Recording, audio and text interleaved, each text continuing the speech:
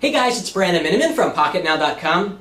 You know, it's been about 2 years since the first Windows Phone devices came out back in the fall of 2010. And now Windows Phone 8 devices are hitting store shelves. I've spent about a week with the Windows Phone 8X, and I want to tell you what I think about Windows Phone 8 now 2 years after the release of the platform. Let's get to it.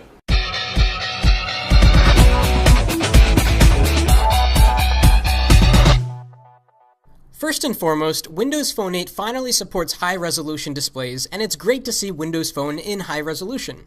The 8X has a 1280 by 720 display, and indeed, Windows Phone 8 looks good at this resolution, but I have to admit, I've grown quite used to high DPI displays thanks to Android and iOS, so this wasn't particularly thrilling.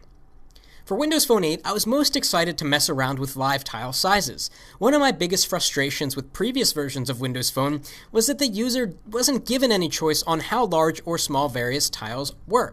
For example, I hated having my photo style always be 2x1. Well, that is no more. Now that you can change the size of any live tile, the prospect of a get in, get out, and get back to life kind of operating system is even more possible because you can do a lot with glanceable info if you're changing the live tile sizes based on your own needs. After just a few minutes of customizing, I had the start screen customized to my liking. I placed some context in the small live tile size in the upper left corner to allow me to quickly dial people I contact often.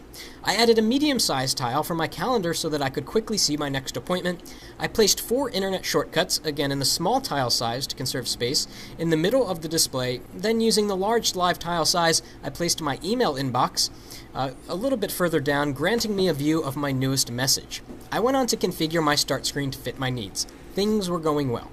Next, I wanted to see if the speed and fluidity had improved for Windows Phone 8 since it's now on the Windows NT kernel, and now that it's running on 2 CPU cores. Windows Phone 8 finally supports multiple cores.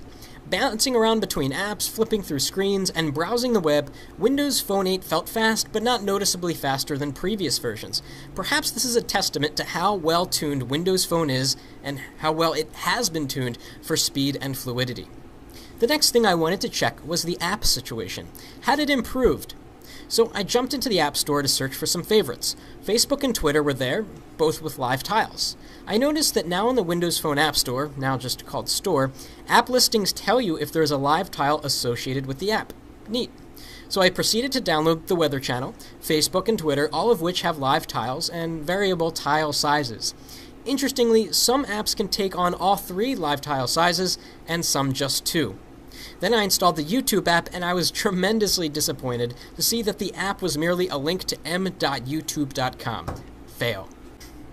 While Windows Phone 8 has a built-in music app that works very well with Windows 8 and offers some great features, I use Spotify often. Oddly, a search for Spotify yielded no results, but probably because a Windows Phone 8 app version of Spotify is in the works and is forthcoming. I also didn't find Google Voice, but plenty of knockoffs, and that story rang true for many app searches I tried. Bad Piggies? Not there. Hulu? Not there. Speedtest.net? Not there. Chrome? Not there. It looked like Windows Phone had not yet achieved parity in terms of app selection with what is offered by Android and iOS. And then I began using the device, and this is where some of the neat little features of Windows Phone 8 came to the surface. I set my lock screen to show me photos from Facebook on a rotating basis, which was pretty neat.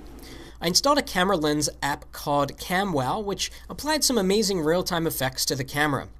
I was reminded by just how productive and efficient the Windows Phone email app is.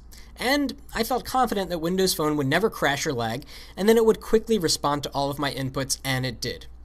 I also came across a few niggling issues. For example, many of the third-party live tiles stopped updating. My Facebook tile was showing an update I made over a week ago, and the Weather Channel live tile app was showing conditions from when it forecasted to snow. It seems that you actually have to go into the app to have it update, and that's really not ideal. So in the end, I came away from my week using Windows Phone 8 feeling exactly the way I did about it 2 years ago. I think that the platform is unique, refreshing, and it feels so fast. It's still that middle ground for those that want to customize more than iOS, but not have as many options as an Android. With some awesome hardware coming out that run Windows Phone 8, like the Lumia 920 and the Samsung Active S, there are plenty of reasons to get excited about Windows Phone 8. But me, I'm sticking with Android and iOS for now because I just can't get past the lack of apps. It's possible that some developers are retooling their apps to work on Windows Phone 8, but I'm just tired of waiting. So let us know what you think about Windows Phone 8 2 years after the platform came out. Microsoft killed Windows Mobile, they brought Windows Phone 7 to the table, and it's been a while. What do you think about the platform? Drop us a comment and let us know what you think. If you like this video, please give us a thumbs up, and be sure to subscribe to our channel if you want to see more videos like this, and thanks for watching. That's it for now.